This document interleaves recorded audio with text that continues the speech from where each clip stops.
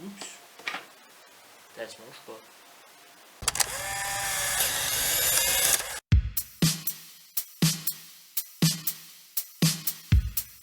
Salut à tous et bienvenue dans ce nouvel épisode de Photantique.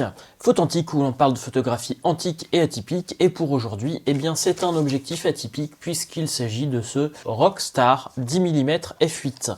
Comme vous l'avez vu dans l'introduction, il est arrivé dans sa jolie boîte qui me faisait franchement penser à une boîte de pâté assez haut de gamme. Alors à l'intérieur par contre ça ne trompe pas, on a notre petit étui, bien qu'on se demande ce que c'est, ça semble petit pour un objectif, mais il s'agit bien d'un objectif au complet, et surtout on a même la bague de mise au point.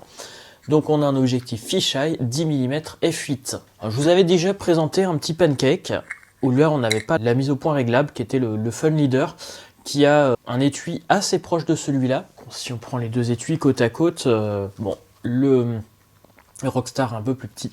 Les deux objectifs sont quasiment similaires en taille et en poids, en sachant que celui-là est pour 24-36, celui-là est pour APS-C. Et donc, je l'ai utilisé un certain temps. Et donc, il s'agit d'un objectif à 60 € qui est maintenant vendu sous le nom de Pergear, qui a un design légèrement différent, exactement la même formule optique. Donc, je suppose, je n'ai pas le Pergear pour comparer. Je suppose que vu que c'est la même formule optique, la même usine, juste un design légèrement différent, le résultat sera la même. Donc je l'ai utilisé maintenant depuis 2 mois de temps en temps, et puis très régulièrement la semaine dernière. Donc je l'ai monté sur tous mes boîtiers en monture E, c'est-à-dire mon Sony Alpha 7, mon Sony Nex 3, la caméra Sony VG20 qui est occupée à me filmer, que je ne peux pas vous montrer, quelques photos avec le 7S, et quelques vidéos d'ailleurs, et quelques photos aussi avec le 7R, avec une grosse majorité faite avec l'Alpha 7. Je peux donc vous donner un résumé du résultat de ces images. Déjà, je suis impressionné, comme souvent avec ces objectifs bas de gamme chinois. On va commencer à arriver vraiment à un truc très très correct quand on voit ce qui sortait, ce qu'on avait en objectif à 150 € il y a 10 ans. C'est quand même impressionnant. Là, on a un objectif à 60 €. Et on a une qualité d'image très très correcte. Alors bien sûr, sur 24-36, on a les bords noirs. Il fallait s'y attendre. Mais on a un peu plus que la PSC sur notamment mon X3N et puis mon Alpha 7R. J'ai en fait le même souci que le Fun Leader. Je sais pas pourquoi, je pense qu'il y a un souci au niveau de la formule optique. Et au niveau de ces boîtiers-là, qui sont très très sensibles à ça, j'ai un color shift, c'est-à-dire que les couleurs deviennent complètement funky sur les bords, chose qui est beaucoup moins présente sur l'Alpha 7 et sur l'Alpha 7S. Quand je fais des photos donc à l'Alpha 7, donc un 24-36, comme je vous ai dit, j'ai les bords noirs. Par contre, rien ne m'empêche de faire un format 16/9 où je vais perdre très très peu sur les bords, ou alors un format carré, j'aurai mon image complète. Donc c'est un objectif qui ouvre ou ferme à f8, c'est-à-dire qu'il n'y a qu'une seule ouverture, pas la peine de mettre autre chose. Et à une fois ou deux, ça va quand même manquer de pouvoir fermer un peu plus. Le bokeh vaut ce qu'il vaut, on peut régler quand même, on peut faire des mises au point assez proches, à 30 cm, voire un petit peu moins.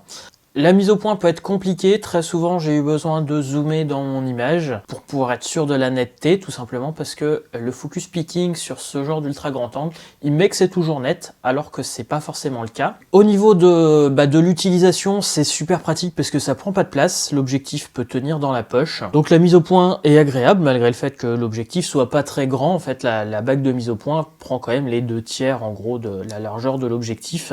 J'ai des petites mains, donc ça va. Par contre, le petit truc assez drôle, entre guillemets, pas forcément drôle d'ailleurs, que je me suis rendu compte sur la plupart de mes photos, c'est qu'on a intérêt à bien tenir notre objectif. Si on le tient mal, on se retrouve tout de suite avec nos doigts sur l'objectif. En fait, on a vraiment un vrai 180 degrés. C'est-à-dire que tout ce qui dépasse de l'objectif est pris en photo. Donc c'est-à-dire que si je prends mon boîtier comme ça en réglant la mise au point, donc au niveau du piqué, je suis quand même impressionné. En dehors du color shift, en APS-C, la qualité d'image est très bonne, voire même un poil trop flashy.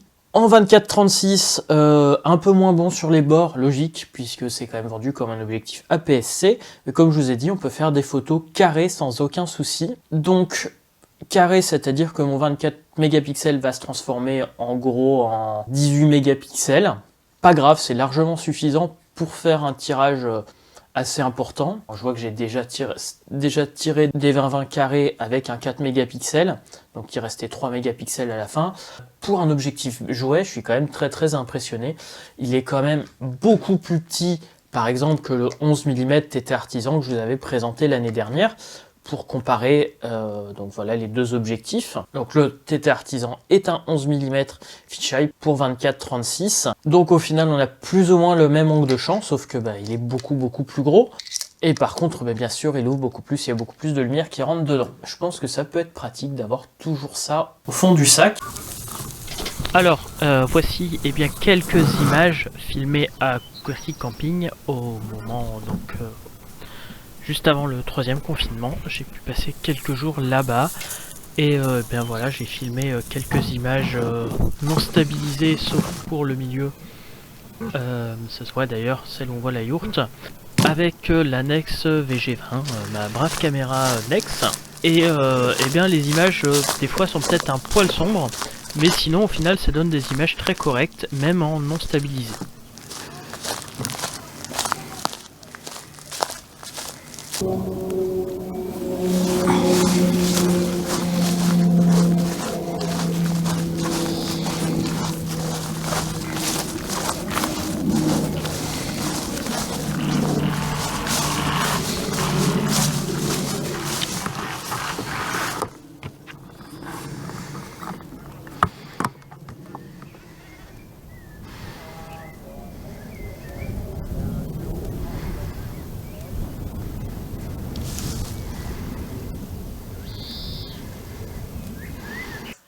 Voilà, j'espère que cet épisode vous aura intéressé. Je vous donne rendez-vous très bientôt pour un nouvel épisode de Photantique.